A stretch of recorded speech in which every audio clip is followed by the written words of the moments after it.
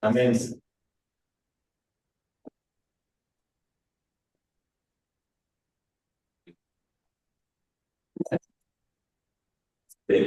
Vamos a comenzar en esta mañana dando gracias al Señor por la oportunidad de estar aquí, de tener este enorme privilegio de compartir con ustedes sábado tan temprano, tan lindo el día, ¿no? Hoy es bueno el día. Ahora, oremos. Señor, te agradecemos por darnos la vida y la oportunidad de estar aquí.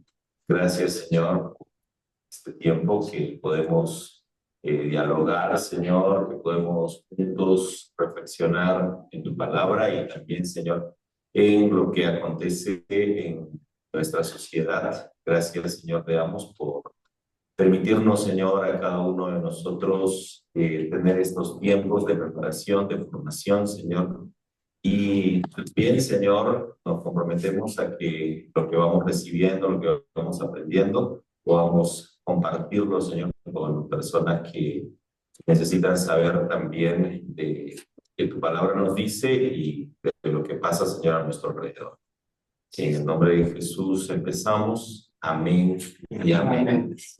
Eh, Como no somos muchos y necesitamos, hola, hola, necesitamos reconocernos rápidamente, decimos nuestros nombres. Sí. William. Gustavo. César. Eva María. Carmen. Lucy. Bien. Marisa. Ana Cecilia. Paulina. Ok. Saqueo. Los que están en el Zoom por sus nombres en sus pantallas para así reconocerlo cuando estemos tratando el tema que vamos a trabajar. Tenemos hasta la lista. Bueno, ya.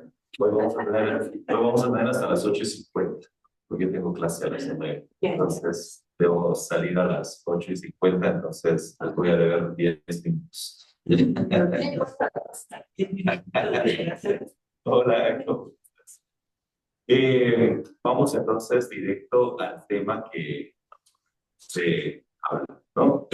Vamos a hablar sobre fundamentalismos en el catolicismo romano. Es el tema que para tratar a partir de sí.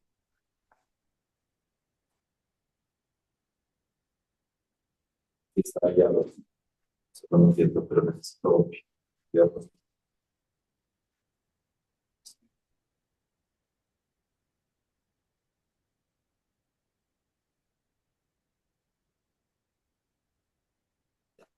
Si lo ven en el Zoom, los hermanos que están en el Zoom, ¿están o están haciendo? Buenos días, bendiciones. Hola. ¿Sí están todos o están haciendo solo la pantalla de esta? Sí, se escucha Presente, bien. pastor, estoy aquí, presente. Está bien ahí. Vamos a hablar sobre un tema particular, ¿no? Fundamentalismos en el catolicismo romano. Hay aquí tres cosas, tres palabras que debemos nosotros hablar, que debemos nosotros tratar de reconocer para que podamos avanzar en nuestra exposición de esta mañana. Buenos días.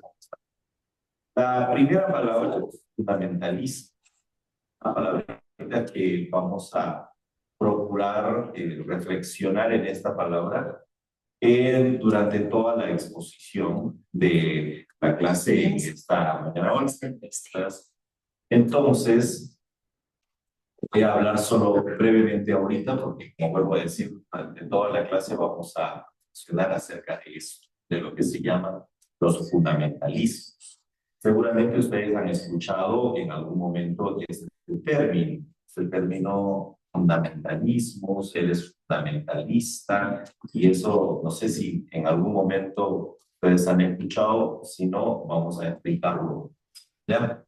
Brevemente, El día de hoy, cuando hablamos de fundamentalismos o de fundamentalistas, estamos hablando de una actitud, sobre todo, que tienen algunas personas que lo que desean es que lo que desean es defender los fundamentos de su creencia, cerrándose a cualquier forma de diálogo, sino más bien aceptando que los fundamentos que tienen en sus determinadas creencias son fundamentos no negociables, son fundamentos no dialogables, son fundamentos no modificables, ¿no? ¿Qué es? Eh,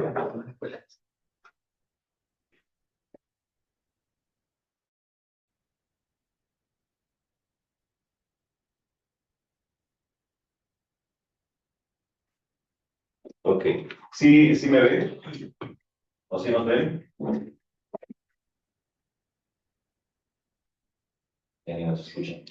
Se quedó como colgada la pantalla, Pastor Obed. Ah, ya, ya. Pero están viendo el PowerPoint. Sí, eso sí. Ya, ya.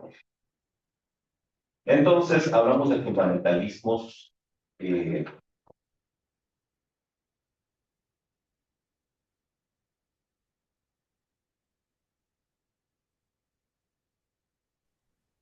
Pastora Viud, buen día. sí, Se cortó el audio, ¿no se escucha? y nuestro técnico nos está saboteando. Hola, hola, hola, ¿me escuchan? Sí, Sí, se escucha. sí, ya escuchamos. Ok.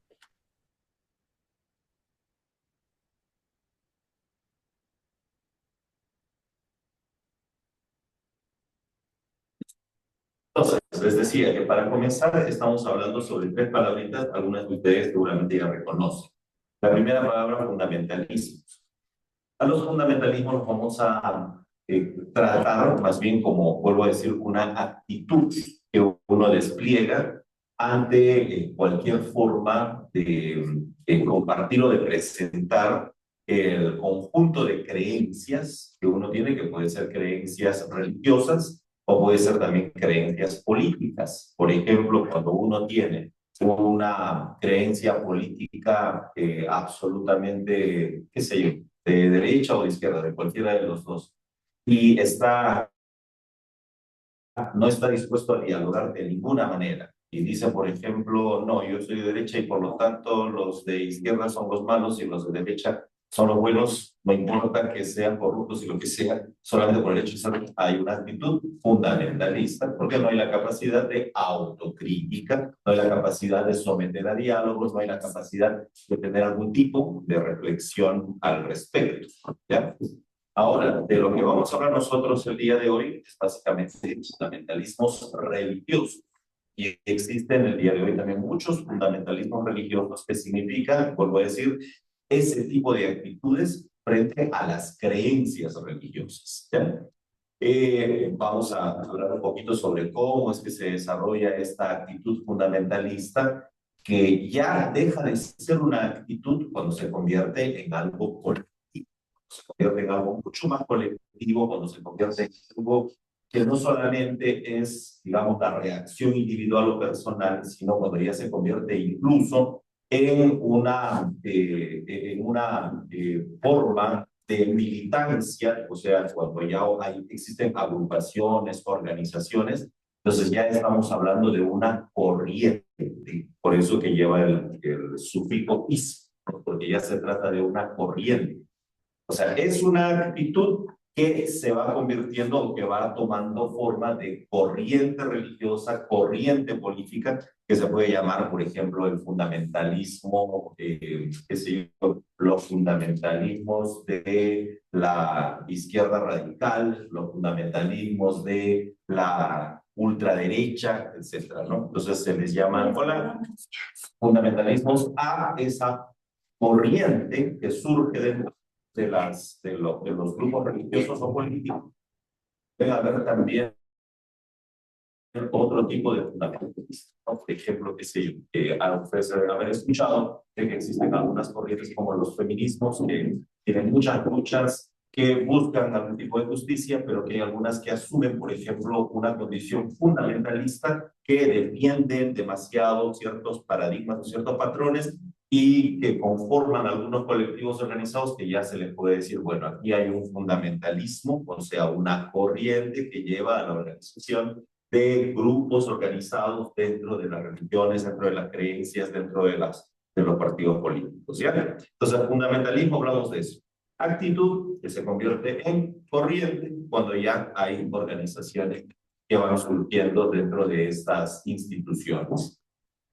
¿De qué vamos a hablar nosotros el día de hoy? ¿De qué estamos hablando? De los fundamentalismos, pero de una corriente en particular, o de una institución en particular, y ahí está el nombre, catolicismo romano. ¿Ya? Catolicismo. ¿A qué llamamos catolicismo? Catolicismo llamamos la institución cristiana, a la institución cristiana que tiene esta particularidad de pretender ser universal, que no solamente se ha desarrollado en los últimos años, sino que la idea del catolicismo es una idea que el cristianismo ha tenido desde sus primeros siglos. Desde sus primeros siglos, el cristianismo ha pretendido alcanzar el mundo a través de la evangelización. ¿Quiere decir que nosotros los evangélicos también podemos tener alguna idea católica? Sí, porque también queremos nosotros alcanzar el mundo a través de la evangelización. Y creemos que la evangelización debe llevarnos a una verdad, y esa verdad es la que debemos nosotros estar basados o fundamentados en la palabra, ¿no? A eso se le conoce como el catolicismo. El catolicismo es esa noción que tiene la religión cristiana, sobre todo, de pretender ser universal y única. O sea, llegar al mundo para que la gente pueda encontrar el camino a Dios en el evangelio que se está predicando. ¿Eso pretendió el cristianismo desde el principio? Sí. Ahora, en el camino.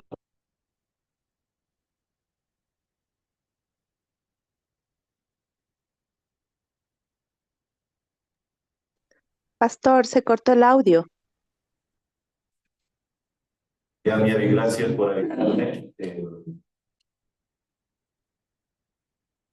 Hola, hola, ¿me escuchan? Ahí sí se escucha.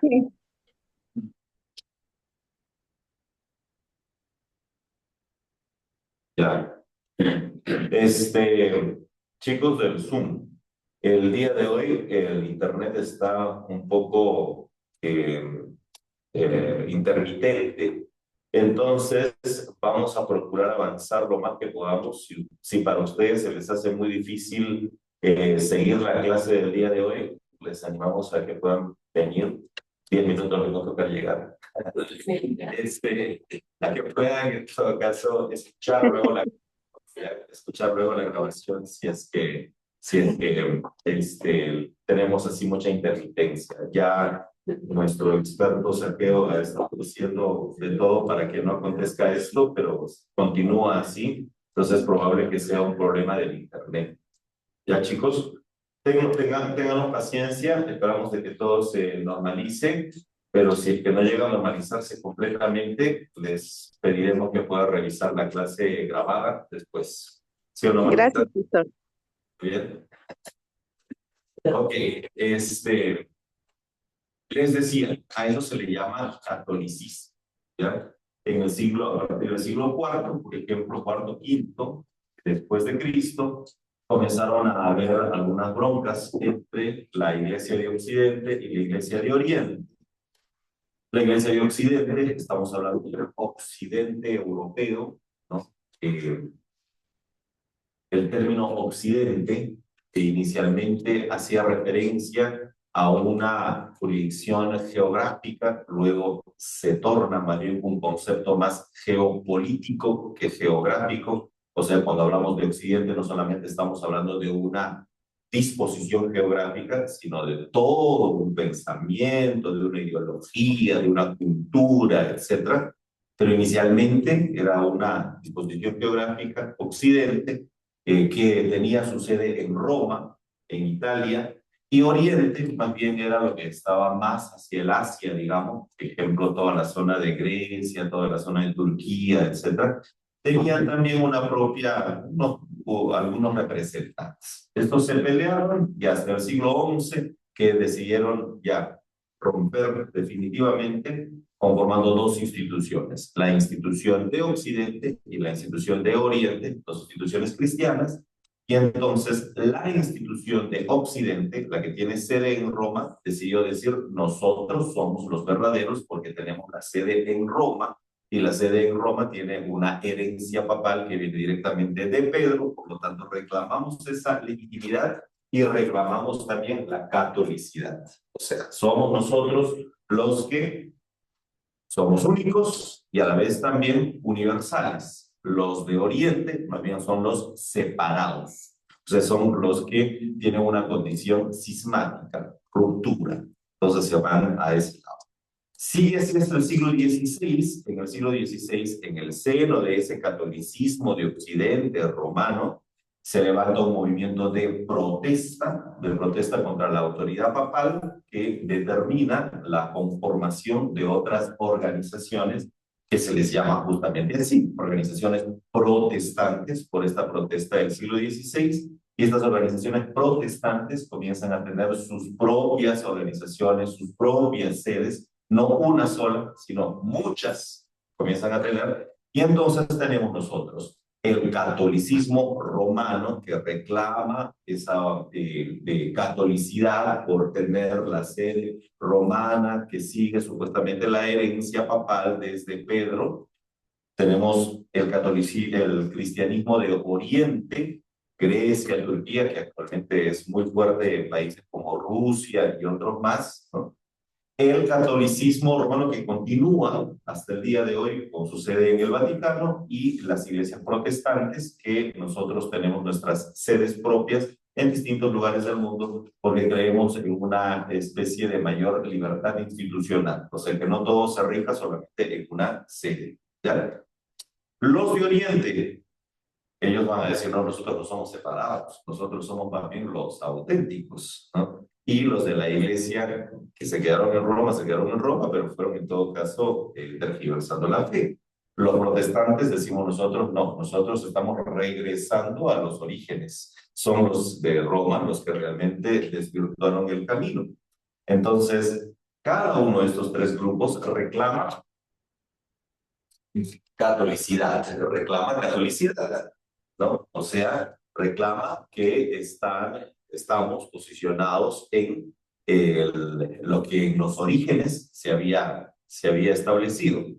Pero hay unos que reclaman su catolicidad por su sede romana. Y es por eso que a esa la llamamos la Iglesia Católica Romana, ¿ya? Siempre le vamos a poner el apellido, porque cuando le ponemos el apellido romano, entonces ya entendemos de qué se trata. ¿De qué se trata? De la que tiene su sede en el Vaticano, cuyo papa acaba de fallecer y ahora van a iniciar lo que se llama el conclave papal, el conclave más bien cardenalicio para la elección del nuevo papa.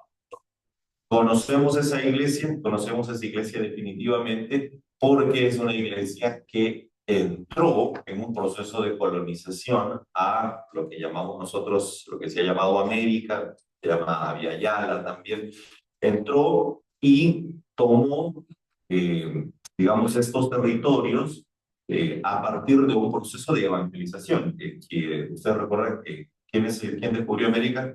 ¿O quién descubrió quién vino aquí?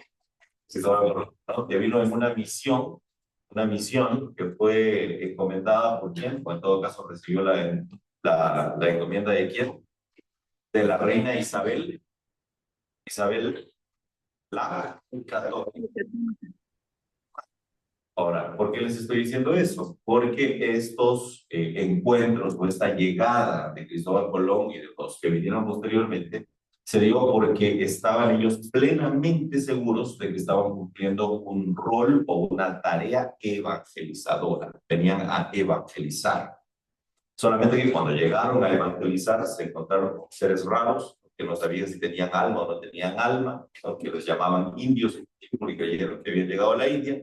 Y como se les presentó esa duda de que tenían algo que no tenían alma, dijeron, entonces a estos no se les evangeliza, porque como no son humanos, pues, no hay que evangelizarlos, sino hay que someterlos a trabajos increíbles que ustedes saben toda la historia, ¿no? Ese proceso es un proceso de colonización. Por lo tanto, la Iglesia Católica Romana se establece como, no solamente como un ente religioso, sino como un ente político también, ¿no? Durante mucho tiempo existe un matrimonio entre iglesia y gobierno, la monarquía en el virreinato. El virreinato es absolutamente católico y luego aparece otra condición que se llama la condición del concordato, que es la condición del concordato cuando los estados que seguían la tradición católica romana, incluso después de su independencia, entran en acuerdo con la Iglesia Católica Romana para que ésta sea la iglesia oficial. De tal modo que si en esos tiempos, hace algún par de siglos, hace un siglo incluso, si tenías hijos, los hijos tenían que automáticamente ser bautizados para que entren en un proceso de ciudadanía. O sea, no solamente para que entren en un proceso de adscripción religiosa, sino de ciudadanía, ¿no? Entonces es por eso que nosotros conocemos qué es el catolicismo romano. ¿Ya? Conocemos. ¿Por qué? Porque procedemos de esa herencia. De esa herencia que pasa aquí en América Latina, ¿no? No pasa en todo el mundo. Pasa aquí en América Latina. América Latina es un bastión fuerte del catolicismo romano. Ok, el día de hoy no vamos a hablar del catolicismo romano, sino vamos a hablar de cómo a partir del siglo XX, del siglo pasado, que en el seno del catolicismo romano se ha comenzado a levantar, se han comenzado a levantar o han comenzado a aparecer grupos fundamentalistas, ¿ya? De eso vamos a hablar, ¿ya? Hola, ¿estás? O sea, de cómo dentro del catolicismo romano han comenzado a aparecer grupos con actitudes fundamentalistas. ¿Recuerdan qué es una actitud fundamentalista? ¿Qué es una actitud fundamentalista? Es una defensa acrítica, recalcitrante, es una defensa incluso violenta de las creencias, ¿no? De eso vamos a hablar. Pero como estamos en una academia bíblica, vamos a leer primero un texto bíblico que nos va a servir de base para toda nuestra reflexión. ¿Ya? El texto bíblico que nos va a servir de base para nuestra reflexión es el que se encuentra en Juan el capítulo 8, versos 31 y 32. En la medida que yo avance, si ustedes tienen preguntas o si tienen algún comentario, pueden hacer sus preguntas y comentarios.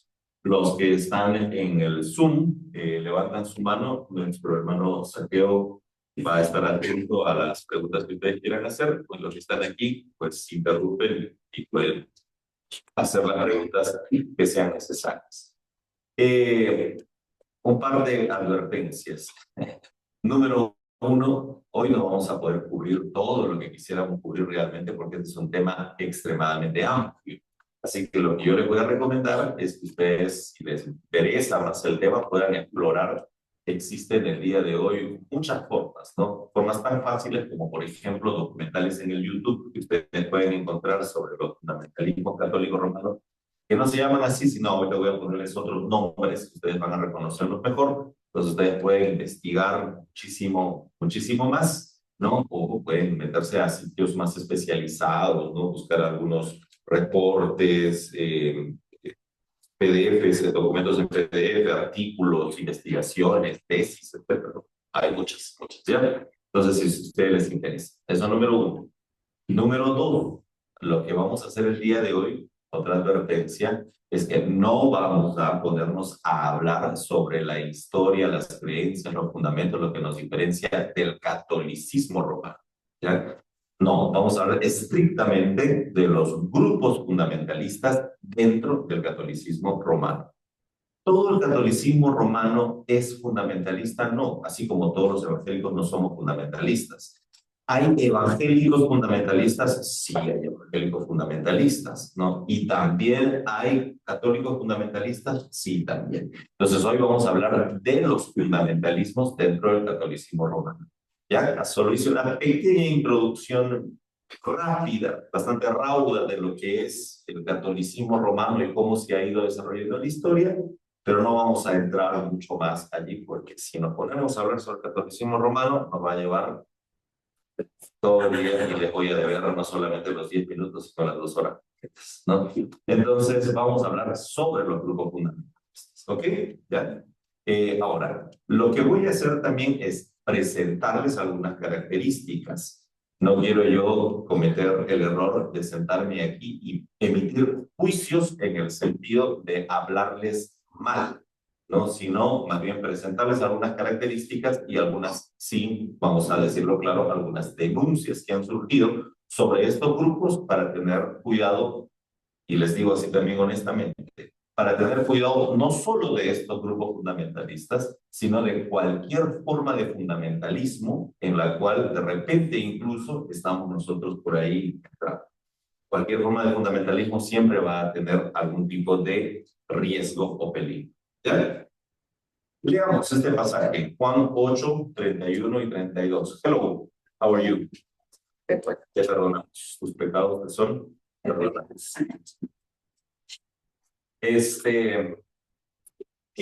Entonces Jesús dijo a los judíos que habían creído en él: si ustedes permanecen en mi palabra, serán verdaderamente mis discípulos y conocerán la verdad, y la verdad les hará libres. Les hará libres.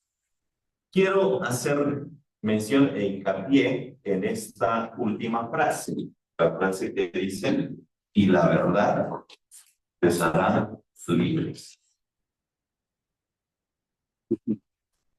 No pinta. Aquí puse ahí. Muy bien, la rebelde.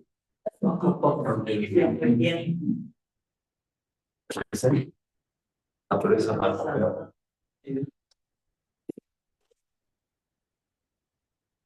¿No? ¿Por qué quiero hacer énfasis en esa frase?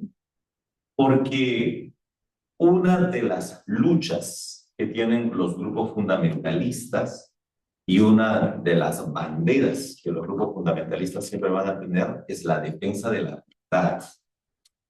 ¿Por qué los fundamentalistas se convierten en fundamentalistas? Porque lo que buscan y defienden es la verdad. ¿Se dirán, y eso está mal? No, está bien en todo caso. Solamente que hay un problemita. ¿Cuál es el problemita? Que lo que Jesús dijo es que la verdad es verdad en la medida que libera. Cuando la verdad comienza más bien a oprimir, habría que comenzar a cuestionarla. ¿Me hago entender? Sí. O sea, por ejemplo, volviendo a este tema de la colonización, que venga y nos traiga una Biblia que contiene la verdad. Amén. ¿La Biblia contiene la verdad? Sí. Sí. Pero que venga acompañada de una espada, de tal modo que si no la aceptas, te matamos. Entonces, allí, ¿qué es lo que pasa? Lo que pasa es que si bien es cierto hay una verdad, a esa verdad uno con la otra mano se la comienza a clausurar y a convertir en una forma de opresión y por lo tanto va dejando de ser verdad y se va convirtiendo más bien en un dispositivo, en un mecanismo, en la tecnología del poder, de la coerción o incluso de muerte. Y si es algo, dispositivo de muerte, pues allí nos diría el Señor Jesucristo, bueno, ahí dejó, o sea, no porque dejó de contener la verdad, sino porque nosotros, con nuestras actitudes, a la verdad la podemos dejar justamente clausurar o dejar de tener esa potencia de verdad y convertirla más bien en un mecanismo de control, un mecanismo de opresión. ¿Ya? Y ahí en todo caso va dejando de ser verdad y más bien lo que se va convirtiendo es en una forma que tenemos nosotros de imponer. ¿Ya? Qué sé yo, por ejemplo, puede pasar también en sus casas, ¿no? Que si alguien les cuenta un secreto, vamos a decirlo así, y ustedes quieren luego ser coercitivos, ¿no? Y decir, chantajearlos y decir, mira, si no me das $100, yo cuento tu secreto a toda la familia. Entonces, ¿qué estás haciendo? Estás utilizando una verdad para liberar. No, estás es una verdad para oprimirnos. Por lo tanto, esa verdad, si bien es cierto, en su contenido puede tener algo de cierto, pero ya eso de cierto se quedó en un segundo plano y en un primer plano lo que se quedó es el ejercicio de poder. Entonces, es por eso que el Señor dice bien claro, la verdad debe tener una condición, traer libertad. Si trae libertad, pues estamos hablando de verdad. ¿Por qué digo esto? Porque ese es el problema, el fundamental de los fundamentalismos, valga la redundancia. ¿Cuál es el problema cardinal que hay allí? Es defender la verdad, pero defender la verdad al punto de incluso utilizar mecanismos de opresión o mecanismos del poder coercitivo que llevan a estos grupos a ser peligrosos, ¿ya? ¿Qué cosa es la coerción? De repente algunos estarán preguntando, ¿qué cosa es lo coercitivo? Lo coercitivo es, por ejemplo, que yo les diga, voy a cerrar esta puerta y nadie me sale si no me paga $100. ¿Ya? Y saco una pistola y les digo, esa coerción, ¿ya? Eso es algo, es ejercer el poder violento para someter, digamos, a las demás personas. O sea, puedo decir que yo o decirles a ustedes, yo soy un iluminado de Dios, por lo tanto, como iluminado de Dios, yo necesito saber la vida de todos ustedes, porque ustedes, como son ignorantes y no saben nada, y ustedes son pecadores inmundos, entonces ustedes no pueden tener acceso a Dios, solamente yo. Así que para cualquier cosa que hagan, lo que tienen que hacer es decir, preguntar, ¿no? Tienen que preguntarme si pueden tomar café que va a hacerse después o no. Y si Dios me dice ella no, entonces, no, definitivamente. Eso se llama coerción ideológica, religiosa, etc. A la cual se llega a través justamente del ejercicio de una actitud fundamentalista. ¿Ya? Vamos entonces a ver algunas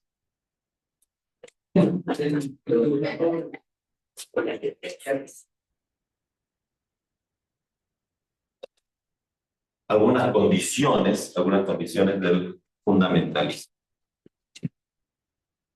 Hay varios textos, yo les traje dos por si de repente algunos quieren revisar, ¿no? Esta señora que se llama Karen Armstrong. Karen Armstrong es una estudiosa de las religiones que tiene una obra bastante prolífica, ¿no? Ella escribe un montón. Esta obra que ustedes ven es medio bastante, ¿no? Pero es quizás uno de sus libros más pequeños, que tiene libros más, que son el doble de este, que habla sobre historia de las religiones, etcétera. Pero este librito me pareció interesante en particular porque hace una investigación sobre cómo se origina el fundamentalismo dentro del cristianismo y cómo a partir de allí se va expandiendo incluso a otras religiones. Y el día de hoy no solamente hablamos de fundamentalismos cristianos, sino de fundamentalismos islámicos, de fundamentalismos judíos, hablamos también, ¿no? Entonces hace un recorrido sobre eso, ¿no? Si gustan, pueden ir pasando por allí, le dan una ojeadita.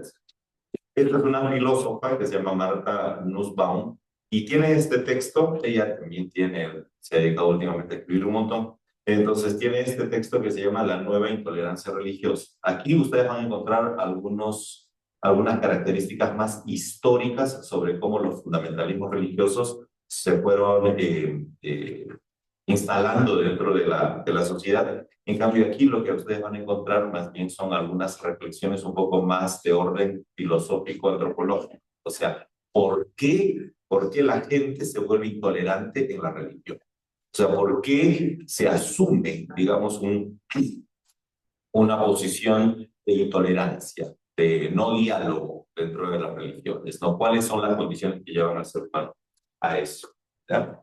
Por ahí lo pueden ir revisando. Hay mucho más, pero ahí esos les traje porque esos son los más accesibles en las librerías que ustedes pueden visitar, ¿no? O sea, cuando se van a tomar el Sweet and Coffee, se dan un pasito, entran a esa librería que está allí y ahí lo pueden conseguir en el sitio. ¿Ok?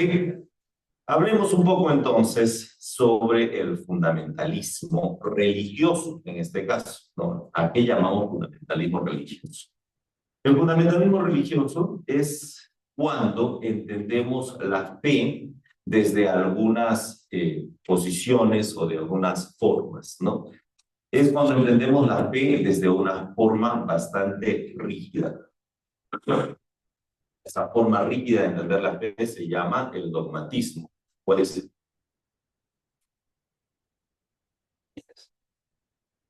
Una bomba que pusieron los fundamentalistas islámicos. Es que quería ver si tienes.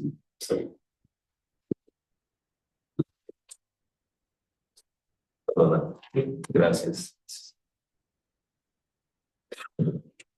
Las formas rígidas. ¿Qué es las formas rígidas? Es cuando se asume o se admite que hay un marco de creencias y que este marco de creencias es completamente, o sea, esta actitud dogmática es cuando uno empieza a considerar que el marco de creencias en el que uno está no admite ningún tipo de pregunta, ¿no? No admite ningún, sino lo que exige es una obediencia ciega, ¿ya? A eso le llamamos nosotros una forma rígida o dogmática de entender la fe. Si bien es cierto, dentro de las creencias religiosas hay algunas creencias que obviamente nosotros aceptamos y creemos firmemente. Recordemos nosotros que el Señor Jesús siempre nos dijo algunas cosas muy interesantes. Por ejemplo, en Lucas, el capítulo 10, el verso 25, cuando aparece un intérprete de la ley y le dice, necesito que tú me digas qué es lo que debo hacer. Jesús le dice, no, antes de yo decirte qué es lo que qué es lo que debes hacer, te hago dos preguntas. Uno, ¿qué lees? ¿Qué debes leer? Lees, tienes que leer lo que está en el texto. Y número dos, ¿cómo lo interpretas? O sea, ¿qué es lo que está diciendo el Señor Jesús? Lo que está diciendo es válido leer lo que está en la Biblia, pero es válido también tener formas de interpretación. ¿Por qué? Porque no va a ser lo mismo interpretar el texto bíblico desde una posición, por ejemplo, que nos da ser latinoamericanos, etcétera. O sea, no va a ser lo mismo que Ismaelito lea la Biblia como hombre ecuatoriano que lea la Biblia una mujer china. Hay otra condición, hay otra situación que lleva justamente a otras formas de acercamiento del texto bíblico. Gracias. Entonces, eso aparece claramente en Lucas el capítulo 25. Los discípulos también, cuando se acercaron al Señor, ustedes cuando lean el Evangelio de Juan, en el Evangelio de Juan, si hay algo que caracteriza ese Evangelio, es que hay un montón de gente que es muy preguntona. Nicodemo en el capítulo 3, la samaritana en el capítulo 4, que cuando Jesús les da una enseñanza, no dicen, ah, está bien, no tenemos que preguntar nada, sino que inmediatamente le preguntan. Jesús le dice a Nicodemo que no naciera de nuevo no verá el reino de los cielos, y que le dice a Nicodemo, a ver, no entiendo nada.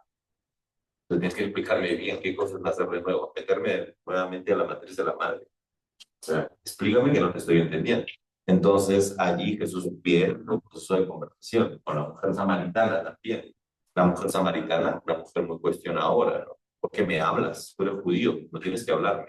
Bueno, yo vengo a ofrecerte algo. ¿Qué me ofreces que yo ya no tenga? Te ofrezco agua. Agua tengo aquí todo el tiempo. A ver, dime qué cosa es lo que quieres conmigo. Que quiero ofrecerte esa agua que salta para la vida eterna. Ah, qué bueno. A ver, ¿y eso cómo se toma? Le dice, ah, bueno, ¿quieres saber cómo se toma? Llama a tu gente. Te dice, uy, ya cuando me estás hablando de eso es que tú estás actuando como profeta, pero necesito saber más. O sea, hay preguntas. ¿Qué es lo que nos enseñan estos textos? Nos enseñan que la mejor forma de entender las verdades de Dios es haciéndonos preguntas. ¿Y por qué tenemos que hacernos preguntas? Por una razón fundamental. ¿Cuál es la razón fundamental? ¿Cuántos de ustedes creen en Dios? ¿Han conocido a Dios? Sí. Por esa razón, ¿Dios es finito o infinito? ¿Se puede conocer plenamente lo infinito? Todos los días hay que buscar, aprender.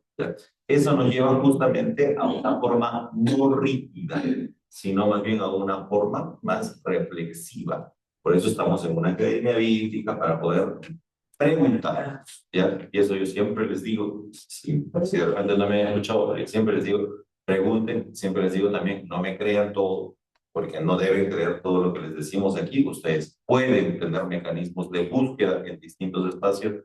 Lo que hacemos aquí en la Academia Bíblica no es un sistema de adoctrinamiento dogmático, sino más bien es darles herramientas para que ustedes sigan en sus procesos de búsqueda, para que sus búsquedas obviamente sean más encaminadas, porque el día de hoy estamos en un marco infinito de desinformación, pues también hay que saber cómo buscar. O sea, eso es lo que les digo. ¿Ok? Entonces, el fundamentalismo se caracteriza por una forma rígida, dogmática, no crítica. Número dos, por formas excluyentes de entender la fe. ¿Qué significan formas excluyentes? Lo que se llama una actitud sectaria, sectarismo. ¿Qué es la actitud sectaria o sectarismo?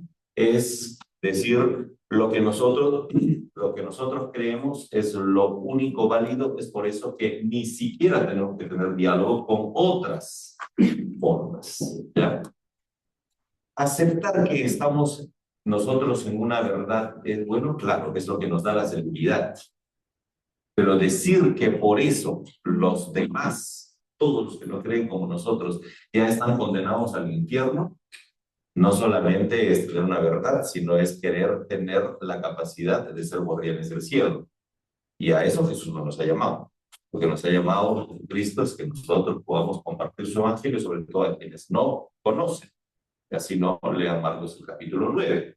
Marcos el capítulo 9 viene ahí un muchacho y le dice, mire señor, hay aquí algunos que andan hablando en tu nombre, pero no son de nuestro grupo. ¿Qué le pasa? Que no son de nuestro grupo. ¿Qué hacemos? ¿Les prohibimos? Y Jesús le dice, ¿y por qué les van a prohibir? Por el hecho de que no nos sigan, significa que están en contra de nosotros. O sea, por el hecho de que no formen parte de nuestro grupo, no significa que están en contra de nosotros. O sea, lo que dice el Señor Jesucristo es, sigamos una verdad, eso está bien, pero no de forma sectaria. ¿Qué es de forma sectaria? Es como los niños, ¿no? ¿Se acuerdan cuando los niños van formando sus grupitos? Forman su grupito y lo primero que le dicen es, no te juntes con... Esa es una forma sectaria. Es una forma sectaria, ¿no? O sea, separémonos, aislémonos completamente, ¿no? A eso llaman los grupos fundamentalistas. Los grupos fundamentalistas son los que creen que no hay verdad más allá. Y no solamente no hay verdad más allá, sino que no hay que incluso juntarnos con estos otros grupos. No hay que tener ningún tipo de comunión. Y formas militantes. ¿Qué significa formas militantes? Es que a los grupos fundamentalistas no solamente se les mete la idea de que hay una verdad que es acrítica, recalcitrante y que todos los demás están equivocados. No solamente es no te juntes con él, sino démonos porque ella nos quiere matar. Él quiere matar, entonces hay que alistarnos para poder defendernos. ¿Cómo nos defendemos? Ustedes vamos a piedra, agua caliente. A eso se le llama la militancia. La militancia es asumir una posición de lucha. Están amenazándonos y como están amenazándonos... Gracias. Dios les bendiga. Es esa posición de lucha, ¿ya? Donde uno dice, perdón, es no solamente nosotros tenemos la verdad, sino que estamos amenazados por todos los que están afuera, por lo tanto hay que comenzar a activarnos, hay que comenzar a librar una batalla contra el error. La batalla contra el error, y esa batalla contra el error puede llevarnos incluso a actos que puedan ser violentos, ¿no? Los fundamentalismos islámicos, ¿han escuchado hablar de los fundamentalismos islámicos? Fundamentalismos islámicos llegan incluso a tomar las armas para poder combatir con los que no están contra los que dirán, no, pero qué terrorismo los islámicos que están haciendo. También hay fundamentalistas cristianos, o sea, fundamentalistas cristianos que uno dice, wow, qué terrible que los islámicos no admitan que haya cristianos en sus países, ¿no? Terrible, ¿no? Y en todo caso, si los cristianos a través de las cruzas, pero el día de hoy también, ¿no? Hay países que supuestamente son cristianos o incluso laicos, que cuando hay islámicos en sus fronteras o dentro de sus límites, dicen por ejemplo, no, pero que esas mujeres no anden con sus mantas en la cabeza. Hay que leyes para prohibirles. ¿De qué se trata el tema de la intolerancia? No solamente es islámica, puede pasar también en cualquier otro espacio. ¿Ya? Y lo otro es cuando hay formas maniqueas de ver el mundo. ¿Qué son las formas maniqueas de ver el mundo? Es cuando estableces que el mundo está dividido en dos polos irreconciliables, ¿no? O sea que el mundo está hecho de buenos y malos, donde los buenos, ¿quiénes somos? Nosotros. Y los demás que están afuera son malos, ¿no? Entonces, esta es una visión maniquea del mundo, ¿no? Es una visión dualista, binaria total. Es decir, el que no piensa como yo, automáticamente es malo, es malo, exacto. Entonces hay que tratarlo de esa manera. O sea, no hay la posibilidad de ver ningún tipo de escalas, de formas distintas, de yuxtaposiciones, de diálogos, no. O sea, todo es o bueno o malo. Y el día de hoy, en los fundamentalismos, ha aparecido justamente una oposición que es esta: o conservadores o liberales. Ajá. O sea, si no crees como yo, entonces eres un liberal, y si eres un liberal, eres malo. Y si eres malo, ¿puedo hablar contigo? No. Entonces, a eso se le llama los fundamentalismos. ¿Cierto?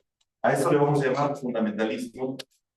Y yo les diría, cualquier forma de actuar de esta manera, ya sea para defender una religión, para defender un partido político, ideología política, ¿no? Para defender un club de fútbol, pues, que estamos entrando a una actitud fundamentalista.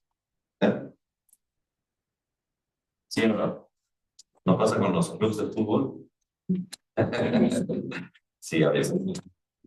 También hay, por ejemplo, unos fundamentalismos nacionalistas. ¿Qué son los fundamentalismos nacionalistas? Cuando actúo de esa manera en la defensa de algo que se llama la identidad nacional, de tal manera que no admito que, que lo demás tenga algún tipo de posibilidad.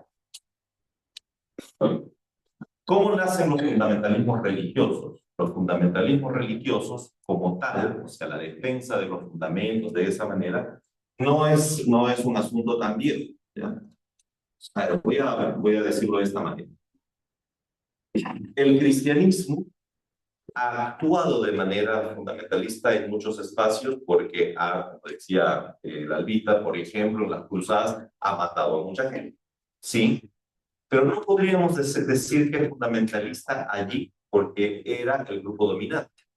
O sea, y cuando es el grupo dominante, a ver, si somos el grupo dominante y como grupo dominante sometemos a toda la población a nuestros criterios, ya no somos fundamentalistas, más bien somos totalitaristas. O sea, hemos totalizado y impuesto algo y ya, no es que estamos ahí en fundamentalismo. El fundamentalismo surge cuando, por ejemplo, hemos totalizado todo y luego se levanta un grupito que comienza a acusar al otro de no andar haciendo caso a lo que se ha planteado. Y por lo tanto comienza a perseguir a ese otro grupo. Ahí se levantan los grupos fundamentalistas. ¿Me hago entender con esa diferencia? ¿Ya? Entonces el cristianismo ha actuado de manera totalizante en las sociedades donde se ha establecido. Ha actuado así. Ahora, cuando hablo yo del cristianismo, estoy hablando de algo ajeno, estoy hablando de algo de lo cual nosotros, pues, como evangélicos, hemos puesto un punto de vista y decir, no queremos participar más de esas formas. Es por eso que en el siglo XVI se levantó el grupo que se llaman los protestantes, porque no queríamos seguir actuando bajo esa forma totalizante, ¿no? Sino una forma un poco más abierta, ¿no? ¿Cuál es la diferencia? Por ejemplo, nosotros, quiero hablar rápido nomás de esto, los evangélicos creemos firmemente que tenemos que predicar el evangelio, y el evangelio se predica y la gente debe aceptar, pero tiene la libertad también de no aceptar, de no aceptar, ¿ya? Entonces, ahí aparece un principio, ¿no? Que es el principio de la justificación de la fe, etcétera, ¿no? Es por eso que dejamos de ser un tanto totalizantes, fundamentalistas, etc. Después ya les voy a hablar un poco más. Ok, entonces, recién en el siglo XX, a inicios del siglo XX, en los Estados Unidos comienza a aparecer el fundamentalismo. Ahora, lamentablemente, Digo lamentablemente, ¿por qué? Porque el fundamentalismo aparece en realidad dentro del movimiento evangélico, o sea, no dentro del movimiento católico, sino más bien dentro del movimiento evangélico. ¿Por qué aparece el fundamentalismo dentro del movimiento evangélico? Porque en el siglo XIX, en los Estados Unidos sobre todo, habían comenzado a llegar, había comenzado a insertarse dentro del cristianismo una corriente europea, que era una corriente que se le comenzó a llamar una corriente bastante liberal, una corriente bastante filosófica, bastante racionalista, que había comenzado a transformar el cristianismo en más bien un ejercicio de pensamiento y crítica filosófica.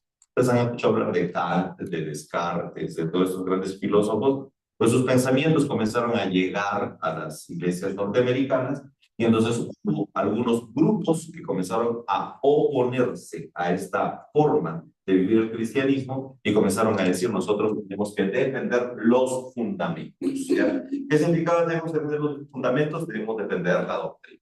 Hasta ahí todo bien, porque está bien que defendamos nosotros pues la doctrina cuando hay de repente algún ataque contra ella.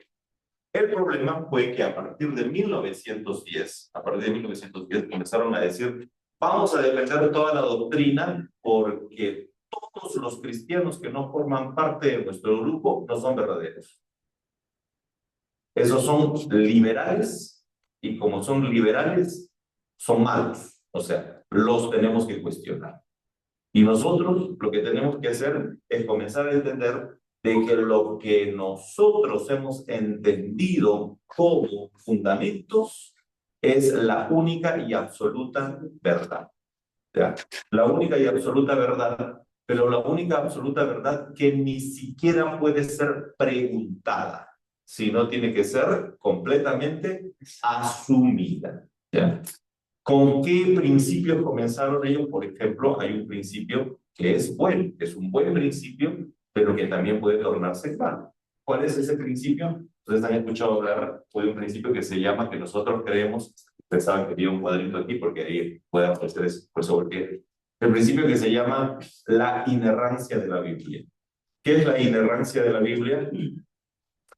Ustedes están en la Academia Bíblica, ya han llevado la materia de doctrina, y la materia de doctrina, el primer punto es justamente la inerrancia de la Biblia.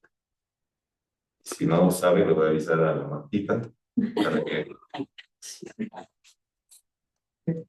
La inerrancia de la Biblia significa que la Biblia no se equivoca para nada, ¿no? Que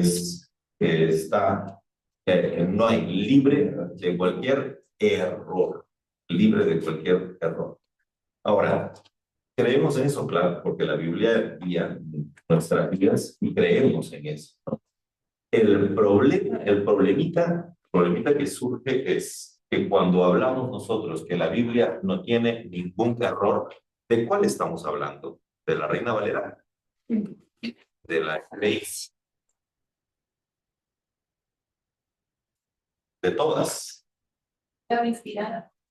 Pero ¿cuál? Por ejemplo, la Reina Valera tiene Hechos 8:37, pero la NBI no. Entonces, ¿cuál tiene la verdad? Si me van a entender, ustedes en la NBI buscan el versículo 37 de Hechos, el capítulo 8, y no está. La primera de Juan, el capítulo 5, el verso 7, no está en un montón de Biblias. En la Dios habla hoy, en la NBI, pero en la Reina Valera sí está. La TSB está entre paréntesis. La TSB es la que contiene toda la verdad. Ese es el problema, ¿no? Ahí comenzó el problema. Está entre paréntesis, está con un pie de página, si no lo sé. Significa que no estuvo en los originales, que luego fue... ¿Y eso por qué? Porque la Reina Valera es una Biblia es una traducción de la Biblia al español que se hizo en el siglo XVI. Entonces, no al principio, sino en el siglo XVI recién.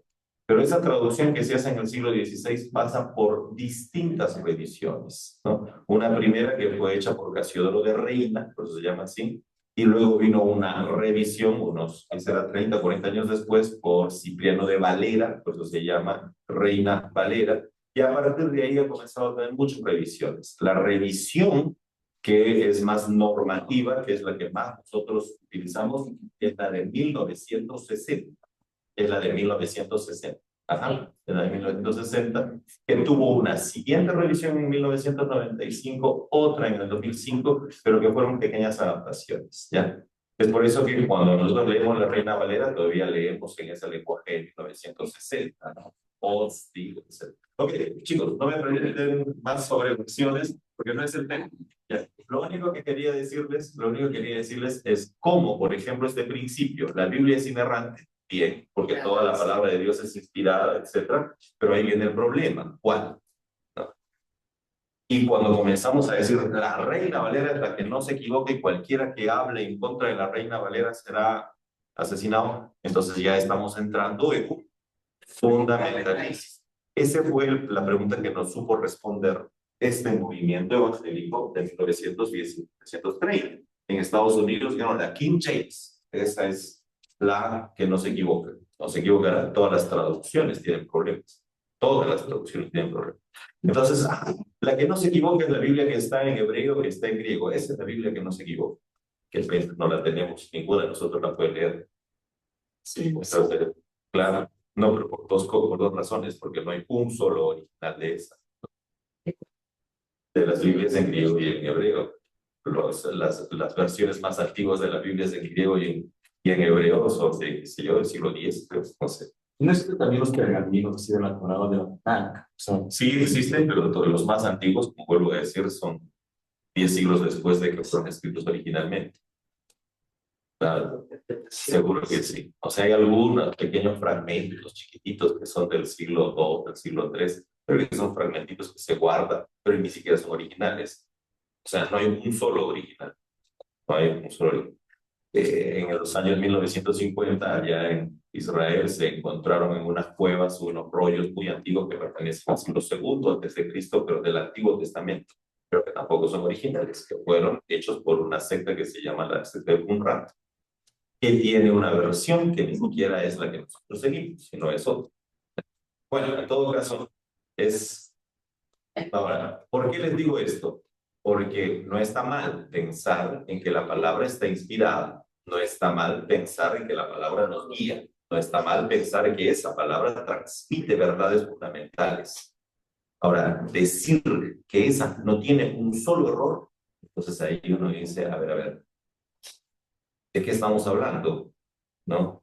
Y que defender esta y quemar las otras es la actitud, tampoco. Así se funda entonces el movimiento fundamentalista, ¿ya?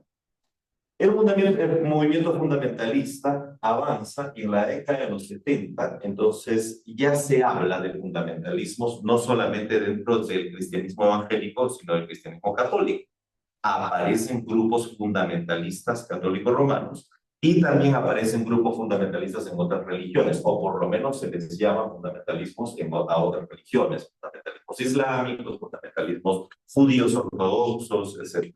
Ustedes saben que hay judíos recontra fundamentalistas, ¿no? Ustedes saben que, por ejemplo, ahorita hay todo, bueno, ya terminó un poco este conflicto ya en Israel, pero cuando se levantó este conflicto en Israel, una de las cosas terribles que había ahí, de las peleas, de la bronca que había en Israel, es que había grupos ultra ortodoxos que no querían mandar a su gente al ejército israelí, ¿no? Porque el ejército israelí quería que todos vayan y decían, no queremos matar. ¿Por qué? Porque pues, la Biblia o la Torá dice que no tenemos que matar a nadie, así que no podemos luchar contra los palestinos. Ustedes dirán, bueno, enhorabuena, bien, pero miren, revisen qué cosas son esos judíos ultra ortodoxos que viven allí en Jerusalén, dentro de Jerusalén, judíos que no dejan que las mujeres salgan a la calle, que solamente tienen que estar encerradas, si salen a la calle tienen que salir solamente con varón o protegidas hasta lo último, ¿no? Que no dejan que sus hijos vayan a los colegios, que está prohibido el uso de celulares, que no tienen que ver noticieros, etcétera, y todo lo demás. A esos grupos, ¿cómo se les conoce? Como grupos fundamentalistas. Pero esos eran los del Islam. No, no se puede decir. Los judíos tienen, ¿no? Judíos eh, eh, ultra ortodoxos, que no creen que Netanyahu es su líder, por ejemplo, porque ellos están esperando que venga un Mesías, y Netanyahu no es ningún Mesías. Entonces, hay grupos fundamentalistas en todas las religiones. ¿Cuándo se les comenzó a llamar grupos fundamentalistas a todos estos grupos que aparecen en distintas religiones? A partir de los años 70 y 90. Entonces, a partir de ahí se comienzan a distinguir también grupos fundamentalistas católicos, de los cuales vamos a hablar ahora. ¿Ya? Fundamentalismo católicos. ¿Tiene alguna pregunta ahí?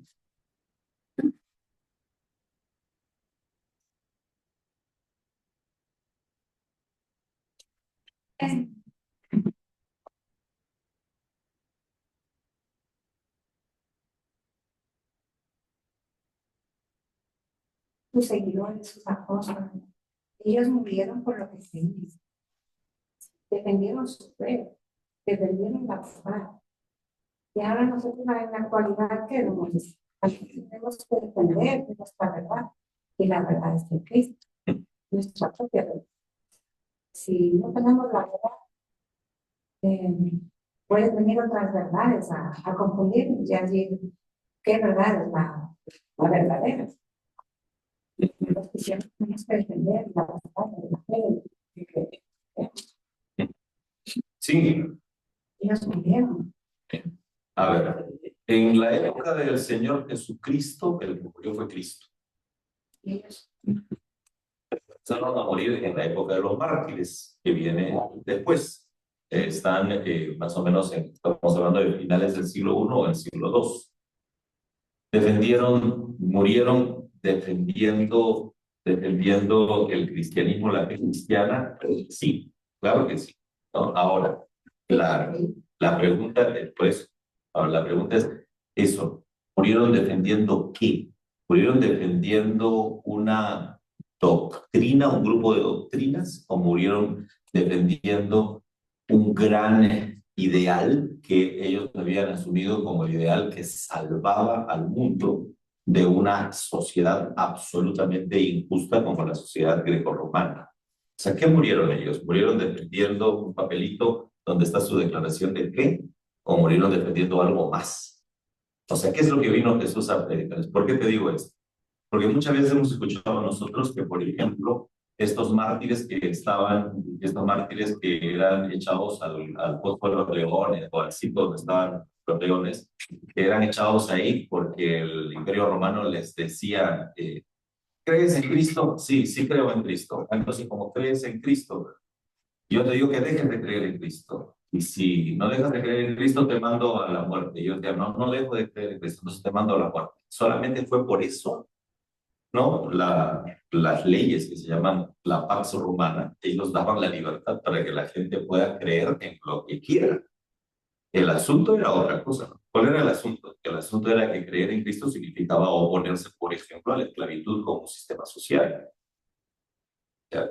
¿Qué es la esclavitud? La esclavitud en ese tiempo era un sistema legal, o sea, no era un sistema ilegal, era legal. Es como decir, por ejemplo, oponerse el día de hoy a la tercerización, que es un tema, es una forma de empleo legal. ¿Es legal o no? Si no es legal, no. Sí, pero bueno, ya es depender, qué sé yo, el empleo, el empleo subpagado, decías, depender del día de hoy. Pero no, pero eso está dentro de la ley, etcétera. Ellos defendían la esclavitud, defendían las leyes, o sea, se oponían estrictamente a las leyes contra la esclavitud. Estoy hablando porque vamos a hablar de una mártir en específico, del grupo de mártires en específico, que puedes tú encontrar en un texto que se llama Los Hechos de Pablo y Tecla. No, Tecla, que era una discípula que fue en todo caso llevada al martirio. Puedes leer también la historia de Perpetuo y Felicidad, que fueron mártires, o puedes leer la historia de Justino Mártir también. ¿Qué eran ellos? ¿Defendían la fe? Sí, defendían la fe. ¿Por qué? Porque defendían un credo, no estaban defendiendo un credo, estaban defendiendo un ideal transformador y liberador de la vida, que el imperio había establecido incluso como formas, o el imperio había establecido formas de opresión terribles, formas de opresión terribles que cosificaban a la mujer, etcétera, y que estaban en una perspectiva legal. Ahora, ¿qué pasa cuando alguien quebranta las leyes? Por ejemplo, si la ley de la esclavitud es algo jurídico y alguien viene y te dice, no, al esclavo trátalo como tu hermano. O sea, si vas en contra de una ley, ¿qué eres? ¿Eres simplemente un creyente religioso? No, eres un subversivo, eres un terrorista porque estás yendo en contra de la norma, del orden. Entonces, ¿qué es lo que tenían que hacer con estos señores? Era el castigo, era el castigo. Era el castigo fuerte. Entonces, por eso te digo, sí, estoy plenamente de acuerdo contigo que ellos morían en la defensa. ¿Defensa de qué? Un credo escrito no había, porque recuerda que en el siglo I, en el siglo II todavía no había credo, los credos aparecen en el siglo IV. Entonces, defiende de alguna manera el reino de Dios como criterio fundamental de vida. Apóstoles, ellos vivieron y ellos siempre por defender la verdad, defender lo que Cristo les enseñó y lo que les mandó a enseñar. Ellos murieron, no hubo nada que les moviera de lo que, de la misión que ellos tenían que hacer, es transmitir la verdad. Pues eso ha llegado hasta nosotros. Sí, pero vuelvo a decir que esa verdad de Cristo es la guerra que libera. Sí, claro, pero por eso nosotros como cristianos es también el defender la verdad, la que ha sido transmitida a nosotros, y creemos en la verdad. Claro que sí, porque creemos que transforma, y no solamente vidas, sociedades, naciones, y si podemos nosotros, digamos, defender hasta la muerte, ojalá que seamos capaces de defender hasta la muerte eso, porque a mí me parece que más bien lo que podemos defender, a veces lo que podemos defender hasta con nuestra vida es el templo, que no hagan nada contra nuestro templo, pero que destruyan bosques enteros, porque ahí no hay vida. O sea, ¿qué estamos defendiendo? ¿Estamos defendiendo solamente credos religiosos o estamos defendiendo la apuesta por la vida que Jesús nos vino a dar? O sea, ¿qué estamos defendiendo? ¿Estamos dispuestos a morir porque alguien me dice, el creo que está en tu pared no sirve? Y yo digo, no, mátame por eso. O estoy dispuesto a morir por pobres que siguen siendo oprimidos de múltiples maneras. A veces no estamos dispuestos a morir por eso, ¿eh? A veces no estamos dispuestos a morir por los migrantes, por ejemplo. Imagino lo que estamos dispuestos a que los maten en nombre del Evangelio. Eso es lo que Jesucristo de alguna manera nos está pidiendo, ¿no? Y los apóstoles, fíjate, también tengamos así, entre comillas, cuando tú dices los apóstoles, si te refieres al grupo de los 12, de ellos no sabemos nada, ¿no? Ni de cómo murieron. El único que medio se sospecha de cómo murió es Pedro. Y esa sospecha es una sospecha bastante leyenda en realidad, ¿no? Ahora, de cuando ya tenemos datos históricos de que comienza a aparecer el grupo de los mártires, es a partir de finales del siglo, ¿no? Finales del siglo I, cuando ya no vivían los apóstoles, ¿no? Sino que ya era otro grupo. Por ejemplo, en Apocalipsis, el capítulo 2, aparece en la iglesia de Pérgamo el primero que muere a causa de la defensa de la fe, ¿no? Pero estamos hablando de Apocalipsis que se escribe casi en el año 100, o sea, casi a finales del siglo cuando ya no estábamos. Entonces, lo que quiero decir más o menos es que los apóstoles siguieron un mensaje transformador, pero todavía no tuvieron un clima tan hostil como si tuvieron más bien los que siguieron de la época de los mártires. Y esos mártires, ¿por qué murieron? Murieron porque estaban defendiendo el Evangelio de Jesucristo. y que era el Evangelio de Jesucristo, era un evangelio que se oponía estrictamente a cualquier gobierno de muerte. Y por eso que se llama gobierno de muerte, se llaman los gobiernos que han entendido que la forma de gobernar es la necropolítica. O sea, es gobernar diciendo quienes deben morir y quienes no. Entonces, se opusieron en contra de eso y tuvieron que morir ellos también, ¿no? Eso, y no solamente varones, ahí realmente los que murieron fueron las mujeres. ¿Saben por qué murieron muchas mujeres?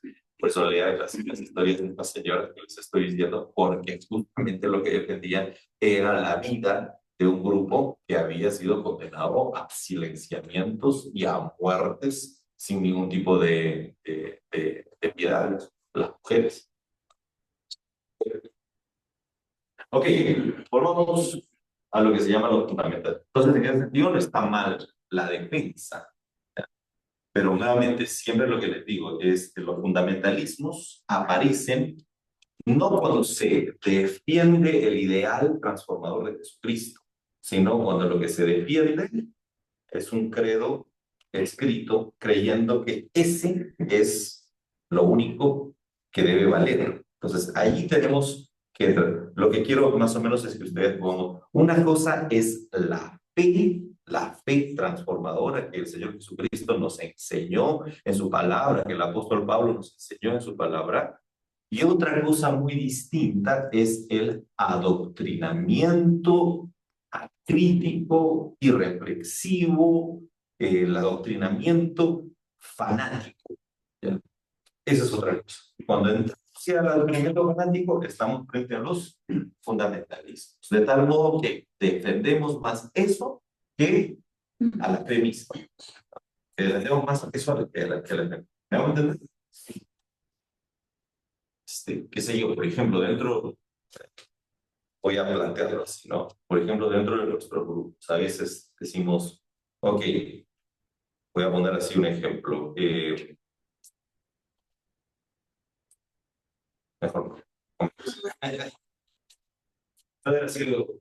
Por ejemplo, decimos nosotros, ¿qué pasa con alguien que comete el pecado de fornicación? ¿Qué pasa con el que comete el pecado de fornicación? ¿Qué hay que hacer con esa persona? Hay que disciplinarlo, hay que disciplinarlo. Y esa disciplina significa, ¿qué significa la disciplina? Hay que disciplinarlo, hay que dejarle de repente que tenga que tener los privilegios que tiene un miembro de una iglesia, ¿no? Porque cometió un pecado. Entonces, yo, pastor, me entero y me digo, alguien viene y me dice, tales personas han cometido este pecado. Entonces yo digo, a ver, la ley dice que todo el que comete pecado de comunicación tiene que pasar por una disciplina. No me digan nada, ya está. Así se establece y punto.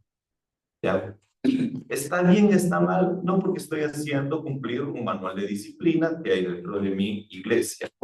Y está bien, yo debo hacerlo cumplir, para eso he sido llamado, etc. Pero debo darme el mínimo trabajo de sentar y escuchar a las personas que han sido acusadas de este pecado. ¿Por qué tengo que escuchar? Porque tengo que saber si es que de repente ha habido violencia o no. Por ejemplo, ¿sí o no? O sea, mínimamente tengo que saber si ha habido ejercicio de violencia o no, si ha habido abuso, un abuso sistémico. No puedo decir simplemente, hubo fornicación, disciplina, y punto. O sea, ya hay esa disciplina.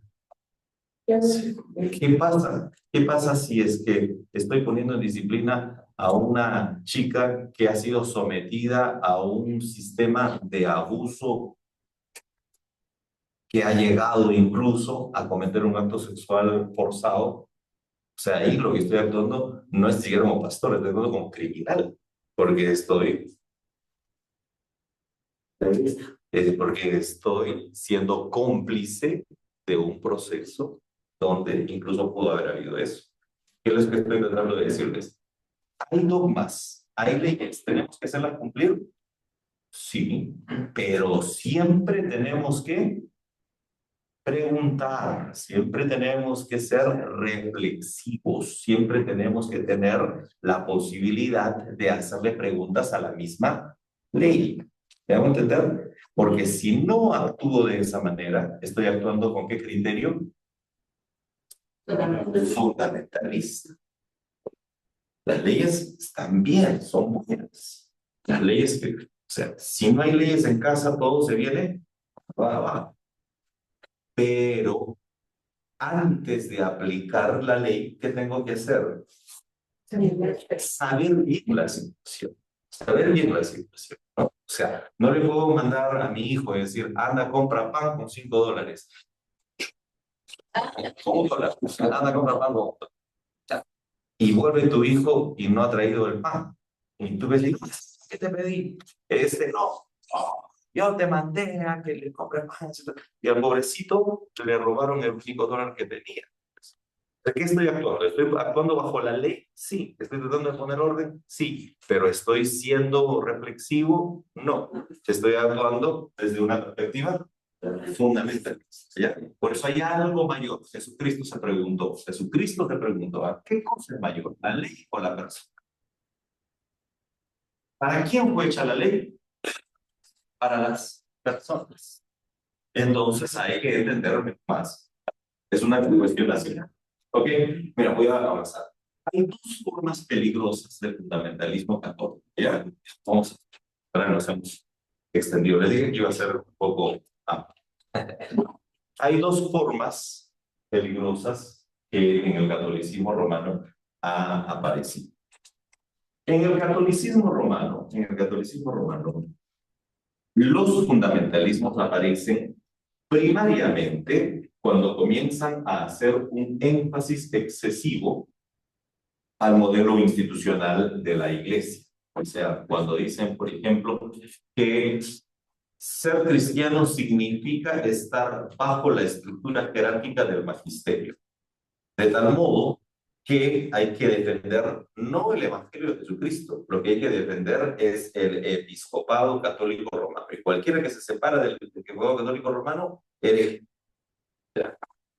¿Se ha actuado de esa manera? Sí, incluso han actuado de ese modo los fundamentalismos católicos con sus propios sacerdotes católicos. Anoten ustedes por allí, por ejemplo, la historia de un señor que se llama Leonardo Boff. Leonardo Boff es un sacerdote católico romano brasileño.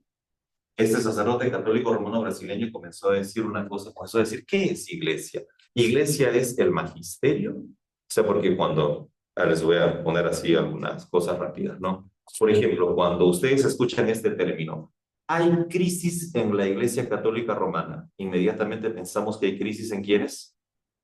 En el Vaticano, en los sacerdotes. ¿Por qué? Porque en el catolicismo romano, cuando se habla de iglesia, se habla casi inmediatamente del magisterio. Vaticano, las diócesis, los sacerdotes, etcétera, ¿no? Cuando uno dice la iglesia católica, uno no piensa en el creyente que va a misa, sino piensa básicamente en la estructura. Entonces Leonardo Bo, un sacerdote, dijo, ¿qué tal si cambiamos y refundamos la iglesia? Y más bien en el catolicismo romano comenzamos a hablar de la iglesia, más bien desde la gente que va, desde las bases. Dijo eso y lo excomulgaron. O sea, dijo eso y le dijeron, tú ya no eres católico romano, recibes una excomunión porque estás yendo en contra del magisterio. Hay un librito de él que se llama Eclesiogénesis, hay otro librito que se llama Iglesia, Carisma y Poder, que ustedes lo pueden buscar y ver su historia. Entonces, ¿cuándo aparece el fundamentalismo en el catolicismo romano? Cuando comienzan a actuar de varias formas, voy a hacer énfasis en alguna, cuando aparecen grupos que comienzan a decir que el modelo institucional de la iglesia es lo prioritario, es lo prioritario. Hay grupos el día de hoy que dicen, yo puedo estar en contra de Francisco, pero mientras él es papa, yo tengo que hacerle caso a él porque lo que vale es el modelo institucional de la iglesia. ¿Ya? A esos grupos se les conoce como los grupos fundamentalistas católicos romanos. Grupos que dicen que la doctrina ha sido establecida en el siglo IV, en el siglo V, y desde allí no debe ser revisada, sino debe ser cumplida tal y como se ha establecido allí. Es más, en el catolicismo romano hay un mecanismo para revisar la doctrina. ¿Cuál es el mecanismo para revisar la doctrina? Los concilios. ¿Y a qué son los concilios? Es un llamado que se hace a todos los representantes nacionales para que puedan estar allí como 2, 3 años estableciendo una nueva forma de entender la doctrina. El último concilio se llama el Concilio Vaticano II, que se desarrolló aproximadamente a finales de la década de los 60 del siglo pasado. ¿Alguno estaba vivo en esa época? A finales de la década de los 60 del siglo pasado, el Concilio Vaticano II, ahí se reunieron y revisaron, por ejemplo, los dogmas que tienen que ver con la Iglesia. Hay grupos dentro del catolicismo romano que están en contra de esos concilios y que creen que el Concilio Vaticano II fue algo que no se debió dar, ¿no? Entonces, a esos grupos que dicen el magisterio es lo más importante, que dicen que las doctrinas no se deben revisar, se les llama grupos fundamentalistas católicos romanos, ¿no? Además de eso, también tienen un enfoque en la teología y la doctrina utilizando esto. Nosotros somos los conservadores porque creemos en la estructura, creemos en la doctrina que no se revisa, y los que creen que se debe revisar la doctrina, los que creen que se debe revisar la estructura, son liberales, ¿no? Por ejemplo, en el catolicismo romano, el día de hoy, hay gente que cree que las mujeres deban ser ordenadas, ¿sí o no? Sí, hay gente. Entonces, los conservadores van a decir, los fundamentalistas van a decir, estos son liberales. Y como son liberales, son malos. Entonces hay que combatirlos. ¿Y cómo hay que combatirlos? A través de una serie de mecanismos que existen en el catolicismo romano. El papa anterior, no Francisco, sino antes de Francisco, ¿cómo se llamaba? No, Benedicto XVI, Joseph Ratzinger, el papa anterior, él dirigía dentro del catolicismo romano un grupo que se llamaba una congregación la congregación de la Sagrada Escritura, algo así, que era algo así como la Inquisición contemporánea. A cualquiera que se oponía a la estructura y a la doctrina de la Iglesia, lo excomulgaba.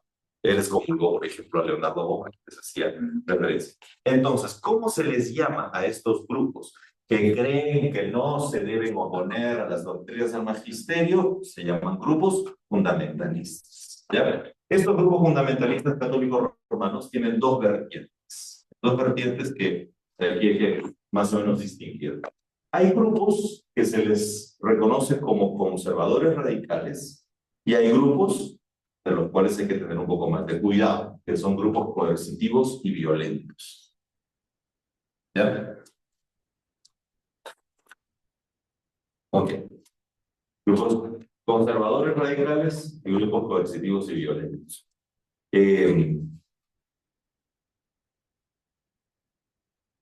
Estoy pensando cómo avanzar.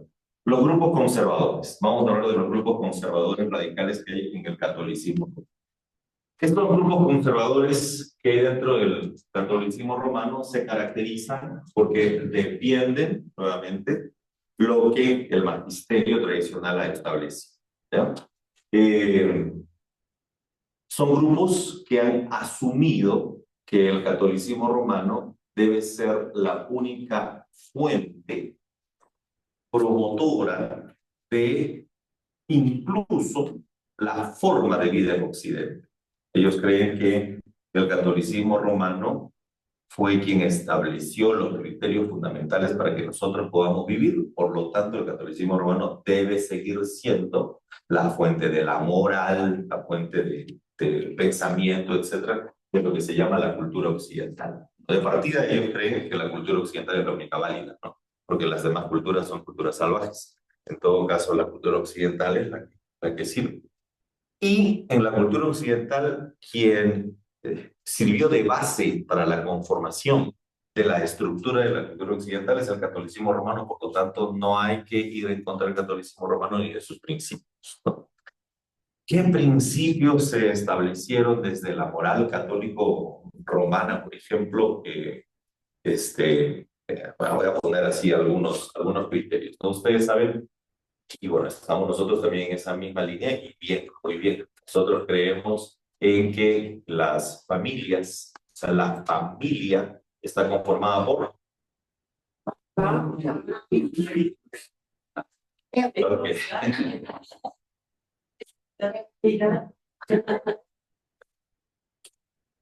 Por papá, mamá e hijos. ¿Qué pasa si no hay mamá? Solamente hay papá e hijos. Entonces se llama una familia disfuncional. Disfuncional. ¿Qué significa disfuncional? Eso es cierto. Yo conozco familias que tienen papá e hijo, papá y mamá que no funcionan tampoco. Ok, entonces, la defensa acérrima, ¿ya? Acérrima, o sea, esa acrítica que no lleva ningún tipo de crítica, de decir familia, papá, mamá, hijos, es una herencia que proviene del catolicismo romano, que se establece como base de la cultura occidental. Por lo tanto, a lo que no se ajusta a esto, hay que llamarlo disfuncional, ¿no? O sea, por ejemplo, papá, mamá, que no tengan hijos. Oye, ¿por qué no tienes hijos? ¿Qué te está pasando? Ah, es que es alguien estéril, pues tiene que someterse a tratamientos. Tiene que pedir un milagro al Señor porque está en una condición se conoce una condición de abyección, o sea, una condición de, wow, terrible, ha salido de lo normal. Papá, mamá, hijos. Si solamente es mamá, hijos, madre soltera. Madre soltera es condición, es buena condición o mala condición, una condición terrible. ¿Qué sé yo? Hijos sin papá ni mamá. Terribles, pobres niños, van a crecer como, etcétera. ¿Por qué tenemos todos esos pensamientos? Porque estamos con una base cultural. Vuelvo a decir, que nuestro tiempo también me parece que está bien que dice la palabra del Señor, que el matrimonio fue instituido por Él. Muy bien. Y ahí la gente va y chévere. Pero ojo, ¿no? O sea, también seamos conscientes nosotros que, por ejemplo, en el cristianismo mismo, o sea, en nuestra Biblia, Jesús procede de una mujer que salió embarazada antes de casarse, ¿no? Ah, era el Espíritu Santo. Bueno, Jesús nunca se casó. Y el apóstol Pablo tampoco. Jesús era humano. O sea, se hizo humano, ¿no? Pero 100% Dios. ¿Y qué significa eso? Entonces, el que se casa no es santo. Según ese-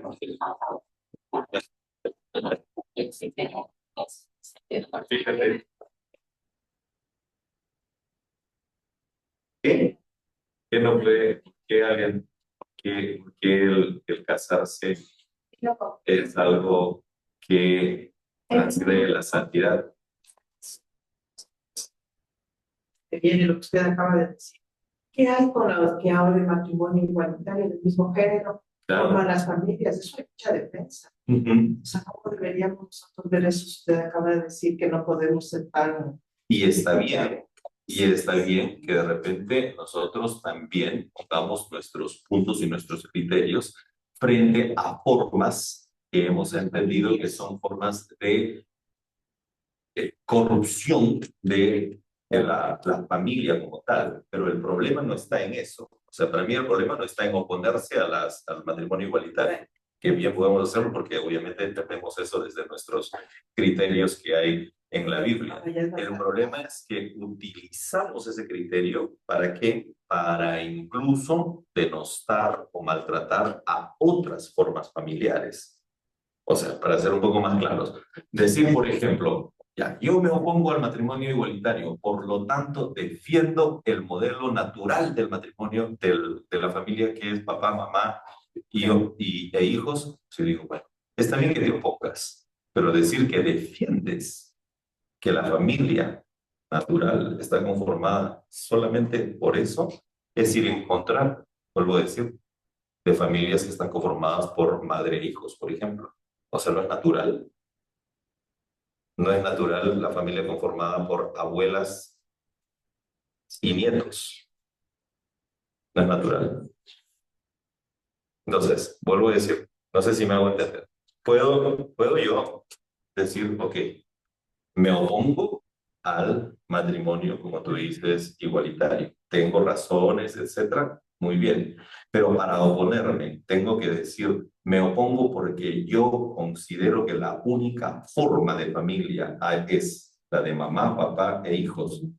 Y esa es la única forma a la cual llamo incluso natural, porque lo demás está desnaturalizado. Si llego a tener esa conclusión, entonces lo que estoy diciendo es que las familias que están conformadas por mamá e hijos también son no naturales. Y uno dice, claro, pues no son naturales porque esos hijos tuvieron que venir de algún padre. Bueno, ¿es natural que alguien muera? Porque es probable que de repente muchas de estas familias hayan quedado viudas. Pero bajo esta concepción quedan como familias no naturales. ¿Ya? Entonces, la pregunta es, ¿puedo oponerme? Sí, pero para oponer tengo que asumir una condición cerrada, de tal modo que critico todo lo que no se parezca a esa condición. Son dos cosas distintas, ¿no? Biblia dice que el matrimonio en sí, no de madre con hijos o padres, hijos que crían o abuelas que crían, solo son sus nietos, ¿no? Hablando del matrimonio igualitario. La palabra de Dios dice, Dios lo llama abominación. Y no es que nosotros lo defendamos o estemos de acuerdo en la palabra de Dios, es abominación. Y no es que nosotros no, en mi caso, a juzgar, ¿no? Dios es el que juzga eso. Y a las cosas, la Biblia dice que se las debe llamar como son. Entonces, no es que yo esté en contra de eso ni a favor. Es la palabra la que... Así es, así es. Y por eso yo uso a la palabra para poder... Dios nos mandó, dice, este es un manual de vida. Claro. No, claro que sí. Nosotros nos dijimos, no está escrito. Claro. Como lo hayan escrito, o lo que no se escribió, ya tenemos lo mismo, ¿verdad? Claro. O sea, sí, estás, ahí estamos sí, en ese mismo, estamos en lo mismo, ¿no? Estamos en lo mismo. Aquello que de la Biblia, como tú dices, condena, y a ese es nuestro fundamento para decir, no, nosotros no aceptamos. No aceptamos porque la Biblia es lo condena. Pero la palabra fue revelada para que nosotros establezcamos. Claro, no, ahí está diciendo eso. O sea, es justamente cómo defendemos eso. El problema es, defiendo eso atacando a todo lo demás que no se parece. Entonces, ese es el problema. Ese es el problema que llegamos justamente a veces a esa condición fundamentalista, ¿no? Sí, la parte de la Biblia que piensa hablando de Dios, ama al prójimo, no busques. Entonces, sí, también, Sí. podemos cantar, pero también de razón integral. Tenemos que Y lo que tenemos que hacer nosotros es simplemente abrirnos a una serie de diálogos, por ejemplo. Sí, está hablando de ese tema y hay mil y un diálogos. El problema, y bien que ha tocado este punto, ¿por qué bien que ha tocado este punto?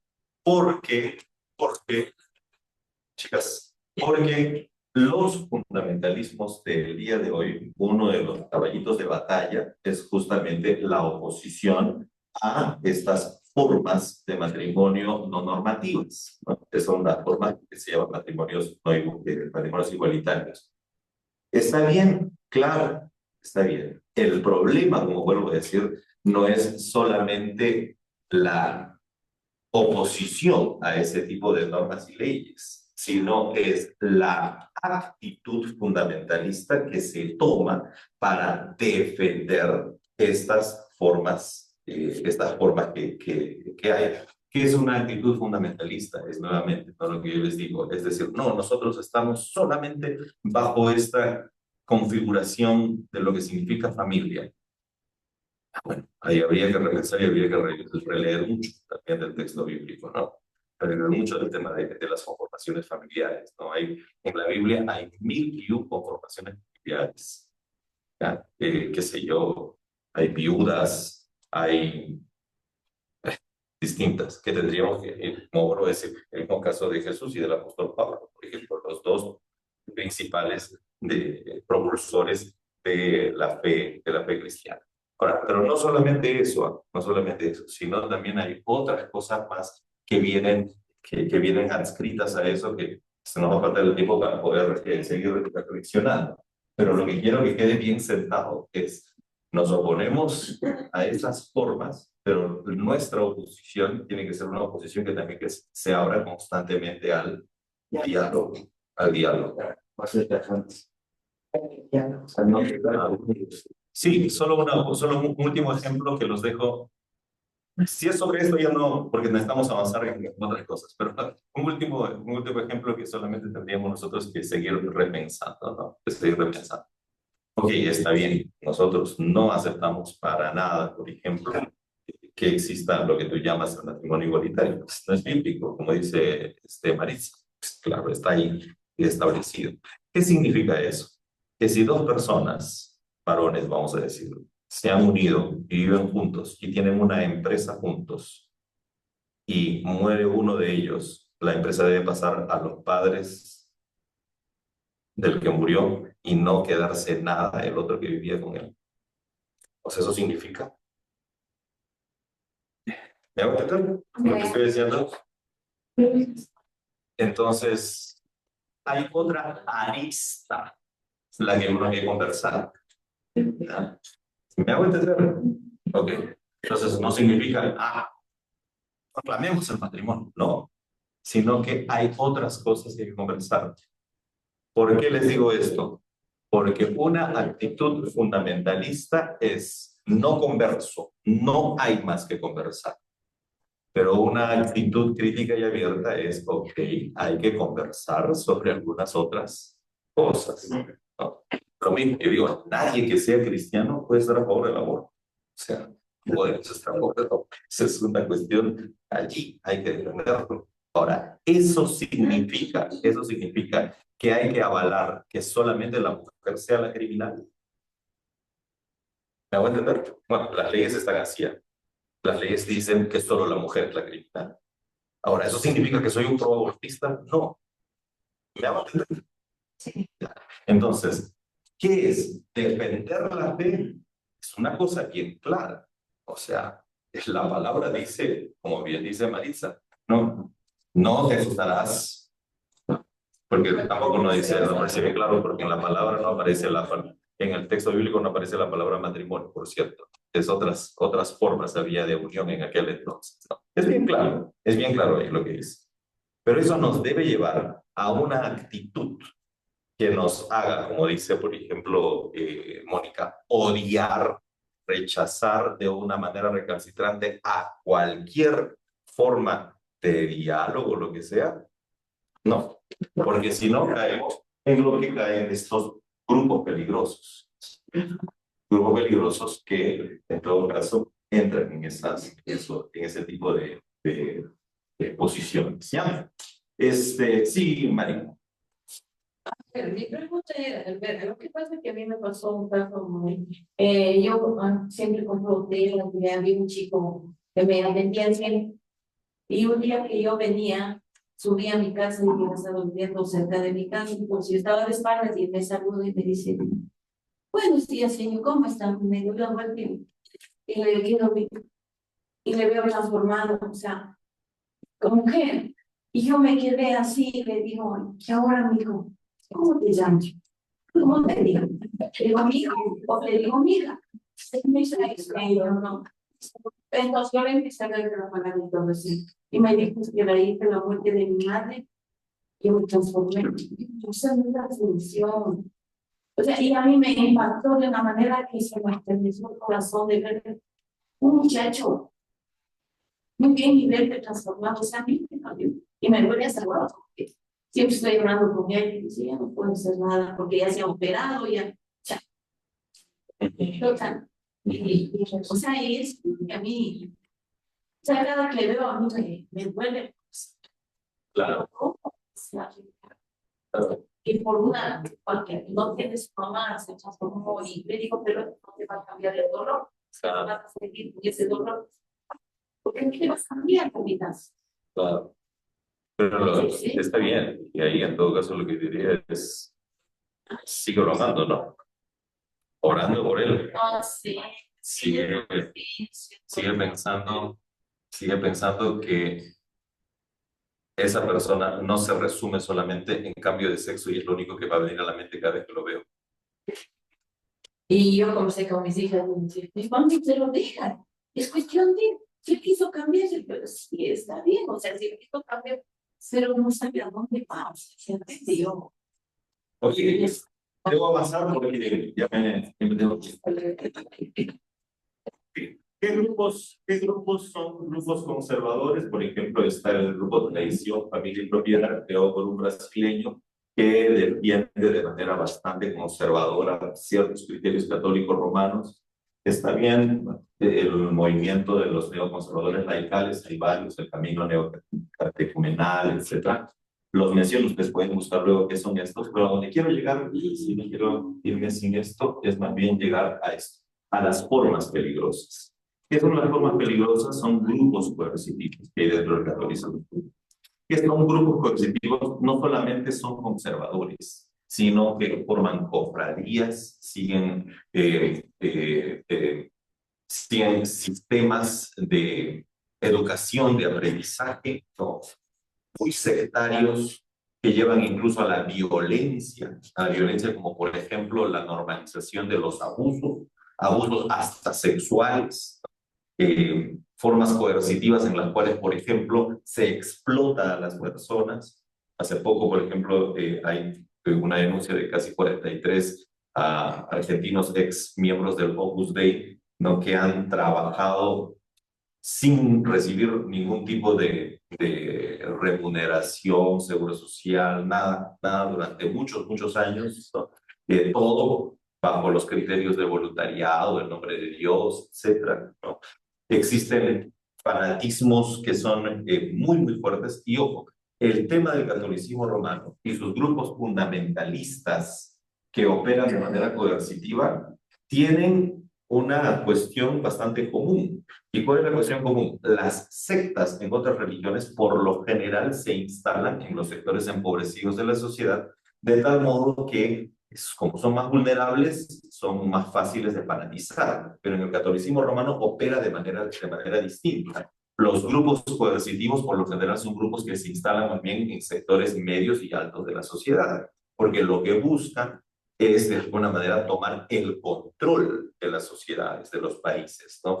Por ejemplo, el Opus Dei. El Opus Dei es una organización que comienza a inicios del siglo XX, que muchos de nuestros gobiernos son gobiernos que son establecidos por gente del Opus Dei, ¿no? O sea, Lazo era Opus Dei de manera confesa, digamos, ¿no? En el Perú, por ejemplo, el alcalde de Lima es un alcalde que él es un numerario, ni siquiera es alguien que pertenece a un numerario. Un numerario es alguien que pertenece al Opus Dei, que ha entregado toda su vida y que ha asumido, por ejemplo, el celibato y la vida que se flagela cada cierto tiempo, etcétera, ¿no? Bueno, además de eso, o sea, llama indios, cholos a todo el mundo porque él es blanco y cree que puede hacerlo, pero eso no significa no ser cristiano. Mientras se flagele, él es muy cristiano porque pertenece un poco a este grupo. Este grupo llegó a tener mucha notoriedad en el catolicismo romano por acción del Papa Juan Pablo II. Papa Juan Pablo II, ustedes deben reconocer más o menos para que podamos tener en mente lo siguiente, ¿no? El Concilio Vaticano II, a partir de los años 60, le da al catolicismo un giro para que se abra un poco más, para que dejen de ser tan conservadores y tan cerrados. Pero cuando pasa eso en la década de los 60, hay un proceso de reacción de parte del catolicismo romano, que el catolicismo romano dice, no, no podemos abrirnos tanto. Entonces lo que hacen es nombran a papas conservadores, y uno de los papas más conservadores fue Juan Pablo II.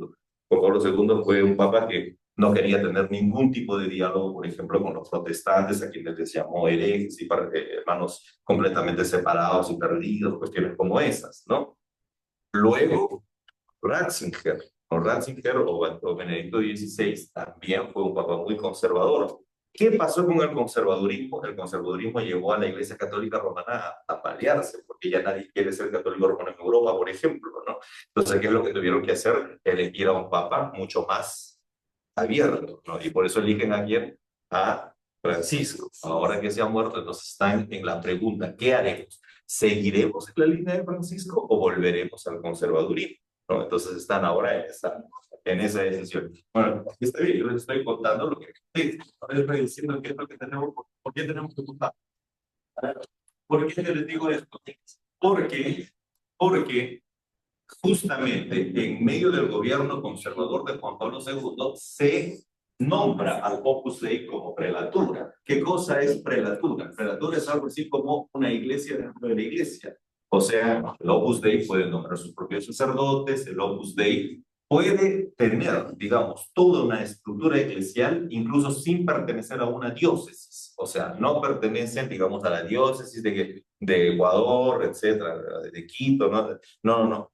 Pueden ellos operar de manera libre y autónoma en el mundo porque tienen su propia organización. Es una propia iglesia católica dentro de la iglesia católica.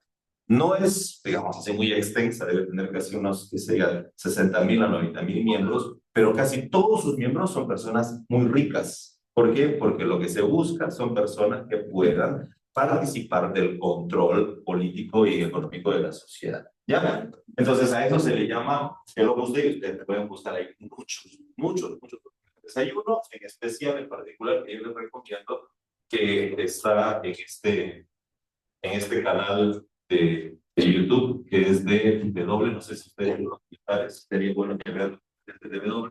Hay uno que habla sobre testimonios de exnumerarios de el Opus Dei, ¿no? Ahí están, por ejemplo, los supranumerarios, los numerarios, las numerarias auxiliares. ¿Quiénes son las numerarias auxiliares? Mujeres, porque ellos desde el principio, por José María Escrivá de Balaguer, cuando funda una sociedad de varones nada más. Luego dice, sí, también las mujeres tienen que entrar porque necesitamos quien nos cocine.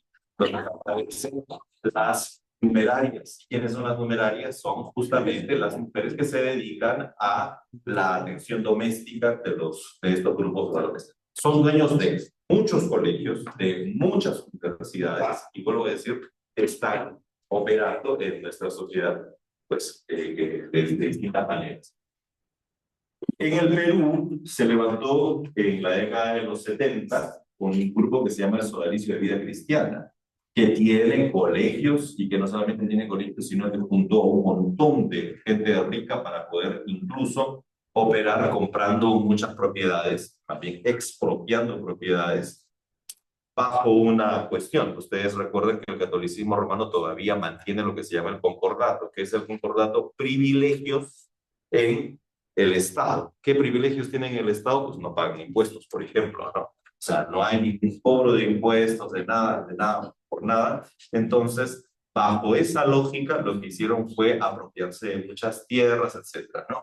El problema fue que hace más o menos a inicios del siglo XXI, comenzaron a aparecer denuncias porque en los colegios de Sodalicio de Vida Cristiana había abusos sexuales que habían sido tapados, ¿no? Entonces eso salió a la luz en periodistas, etcétera. Estoy resumiendo así.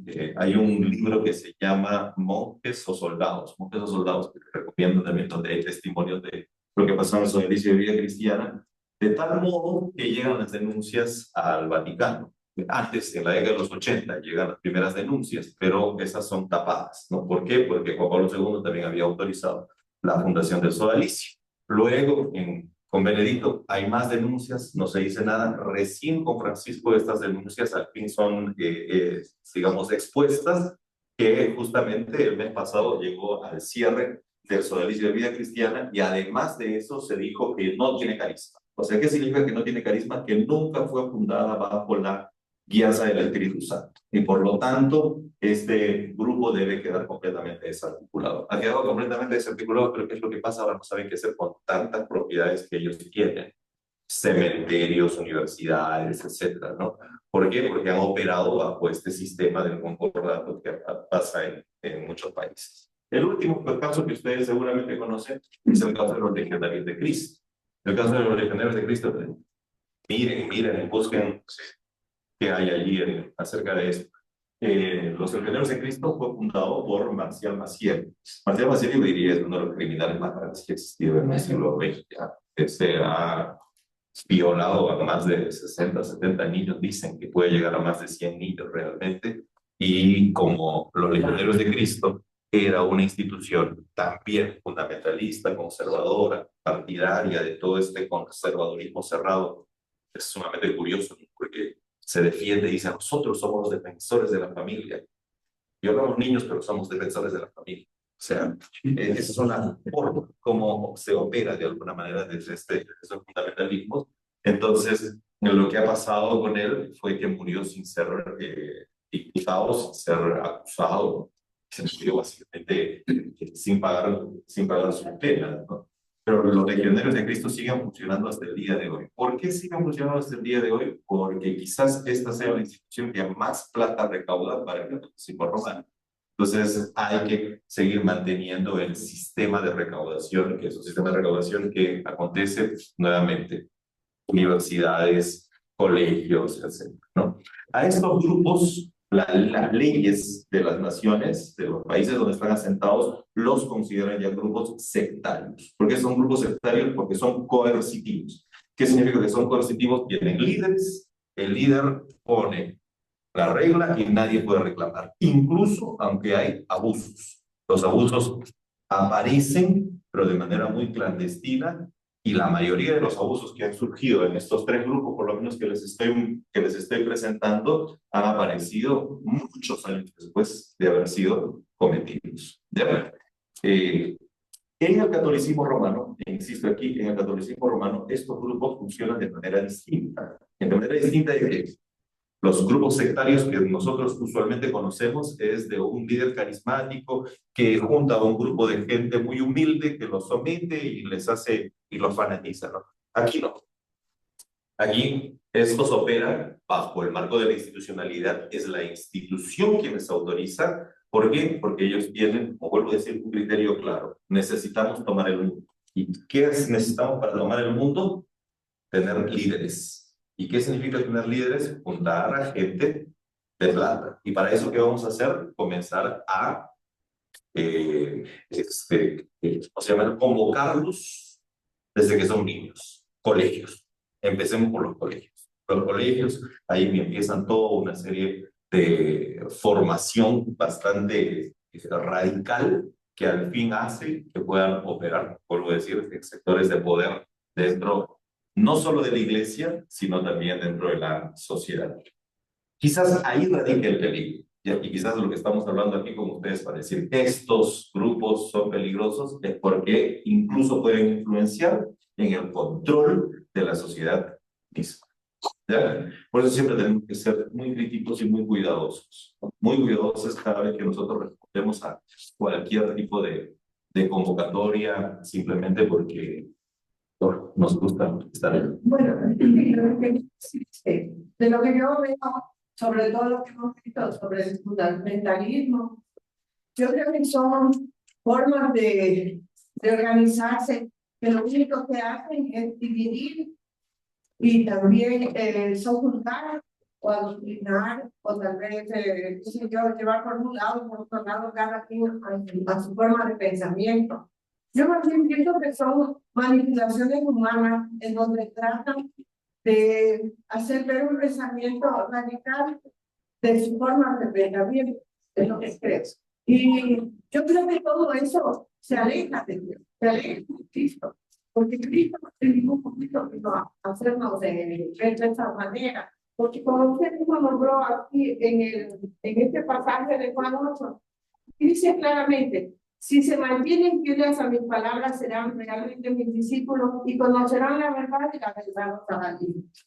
Entonces, desde ese punto de vista, también en el anterior habla acerca de una aceptación de que las personas le dicen, o sea, dice que si pueden seguirle a él, si le siguen a él, no le está diciendo es que me tienes que seguir, eso no lo está diciendo. Y tampoco vino Jesús no formó unas iglesias, no formó toda esa estructura que vemos aquí en el mundo, son todos los pensamientos humanos. La iglesia, el templo era él. Él dijo: yo después se destruirá y en 3 días se levantará el templo, era él el templo. Entonces, como cristianos, somos llamados a seguirle a él, no desde un punto desde lo que hacemos vista, sino más bien desde un punto de vista de misericordia, de acercamiento hacia las personas. Yo pienso que eso de mentalismo, yo nunca lo había escuchado de mayor manera, medio tengo una idea, pero ahora que conozco un poquito más, pienso que en realidad no me, solamente no me gusta y no pienso que sea una forma de vida, una forma de seguir, ni tampoco una forma de trabajar desde ese punto. Así que tengo que irme a una clase, si no podríamos ir con eso. Solo quiero terminar nomás agradeciéndoles y gracias por lo que también nos dices ahora al final. Cualquier actitud fundamentalista nos puede llevar a riesgos, a tener riesgos. Una actitud fundamentalista no significa no tener creencias, significa tener creencias transformadoras. No significa no morir por ellas, significa morir porque estamos convencidos de que traen la salvación. Lo que significa es ser recalcitrantes y perseguir a otro por esa razón. Allí entramos nosotros en una cuestión fundamentalista y eso es lo que hemos procurado presentar el día de hoy. Ya, nos vemos, chicos y chicas. Gracias.